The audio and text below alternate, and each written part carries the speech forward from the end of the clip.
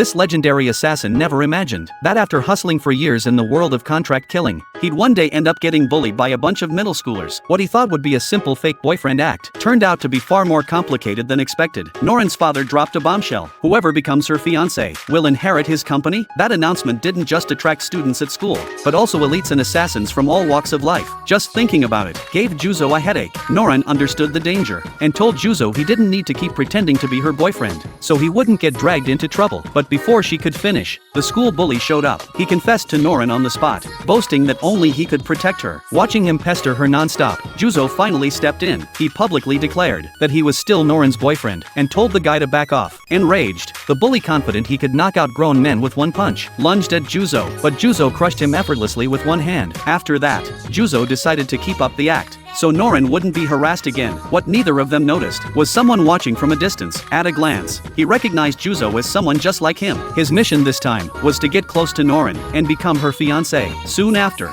he transferred into their school. During his introduction, he was so nervous, he couldn't say a single word. なんかめちゃくちゃ緊張して上がりまくっている。 In the end, he was seated right next to Noren. As her desk partner, he quietly handed her a note. It read, "I want to confess to you." He asked to meet after school in the courtyard, even though he needed a pacifier. Just to calm his nerves, he still went through with the confession. But to Noren, it felt like he was just completing a task. She rejected him on the spot, unexpectedly. This only made Shin like her even more. He immediately challenged Juzo to a duel. It turned out, the pen Juzo got from Noren earlier was actually the official token for fiancé qualification set by her father. Once challenged, he had no choice but to accept. Even Noren only learned about this rule at that moment. Shin set the terms: 1 hour. If he could force Juzo to put a pacifier in his mouth, he wins. If Juzo lasts an hour, he wins. The two chased each other from the art room to the storage room. Shin had already set traps everywhere. After forcing Juzo into position, he triggered them instantly. In the next second, countless pacifiers appeared, flying straight at Juzo. At the same time, Shin bound Juzo's hands and activated a deadly mechanism. Just when everyone thought Juzo was finished, the trap suddenly stopped.